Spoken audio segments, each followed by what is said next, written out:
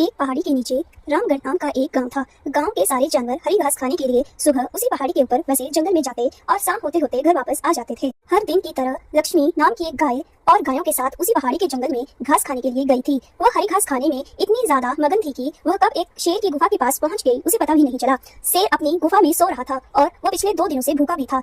जैसे ही लक्ष्मी शेर की गुफा के पास पहुंची, गाय की खुशबू से शेर की नींद खुल गई। वह शेर धीरे धीरे गुफा से बाहर आया और गुफा के बाहर गाय देखकर बहुत खुश हो गया। शेर ने मन ही मन सोचा कि आज उसकी 2 दिनों की भूख मिट जाएगी। वह इस तंदुरुस्त गाय का ताजा मांस खाएगा और यह सोचकर उसने तेज दहाड़ लगाई। लक्ष्मी शेर की दहाड़ सुनकर डर जाती है। जब वह अपने आसपास देखती है तो वहाँ दूर दूर तक उसको कोई भी दूसरी गाय नहीं दिखी। जब वह हिम्मत करके पीछे मुड़ी तो उसे सामने शेर खड़ा हुआ दिखाई दिया। उस शेर ने लक्ष्मी को देखकर फिर से दहाड़ लगाई और लक्ष्मी से कहा, मुझे 2 दिनों से कोई शिकार नहीं मिल रहा था, मैं भूखा था, शायद इसलिए भगवान ने मेरा पेट भरने के लिए तुझे मेरे यहाँ पर भेजा है। आज मैं तुझे खाकर अपनी भूख मिटा लूंगा। शेर की बात सुनकर लक्ष्मी डर जाती है। वह रोते हुए शेर से कहती है, मुझे जाने दो, मुझे मत खाओ, मेरा एक छोटा बच्चा है जो अभी सिर्फ मेरा ही दूध पीता है और उसे घास खाना अभी तक नहीं आया है। लक्ष्मी की बात सुनकर शेर हंसते हुए कहता है, तो क्या मैं अपने हाथ में आए शिकार को ऐसे ही जाने दूं? मैं तो आज तुझे खाकर अपनी 2 दिनों की भूख मिटाऊंगा। शेर के ऐसा कहने पर लक्ष्मी उसके सामने रोने लगी और विनती करते हुए कहती है कि आज मुझे जाने दो, मैं आज अपने बछड़े को आखिरी बार दूध पिला दूंगी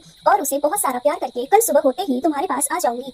फिर तुम मुझे खा लेना और अपना भूखा पेट भर लेना। शेर लक्ष्मी की यह बात मान जाता है और धमकी देते हुए कहता है कि अगर तू कल नहीं आई तो मैं तेरे गांव आऊंगा, फिर तुझे और तेरे बेटे दोनों को खा जाऊंगा। लक्ष्मी शेर की यह बात सुनकर खुश हो जाती है और शेर को अपना वचन देकर गांव वापस चली जाती है। वहां से वह सीधे अपने बछड़े के पास जाती है, उसे दूध पिलाती है और बहुत सारा प्यार करती है। फिर बछड़े को शेर के साथ हुई सारी घटना बताती है और कहती है कि अब उसे अपना ख्याल खुद ही रखना होगा। वह कल सुबह होते ही अपना वचन पूरा करने के लिए शेर के पास चली जाएगी। अपनी माँ की बातें सुनकर बछड़ा रोने लगता है। दूसरे दिन सुबह होते ही लक्ष्मी जंगल की तरफ निकल जाती है और शेर की गुफा के सामने पहुंचकर शेर से कहती है, अपने वचन के अनुसार मैं तुम्हारे पास आ गई हूँ, अब तुम मुझे खा सकते हो। गाय की आवाज सुनकर शेर अपनी गुफा से बाहर निकल कर आता है और भगवान के अवतार में प्रकट होते हैं। वह लक्ष्मी से कहती है, मैं तो बस तुम्हारी भिक्षा ले रहा था, तुम अपने वचन की पक्की हो, मैं इससे बहुत प्रसन्न हुआ, तुम अपने घर और बछड़े के पास वापस जा सकती हो। इसके बाद वे उस गाय को गौ माता होने का वरदान भी देते हैं और उसी दिन के बाद से सभी गायों को गौ माता कहना शुरू कर देते हैं।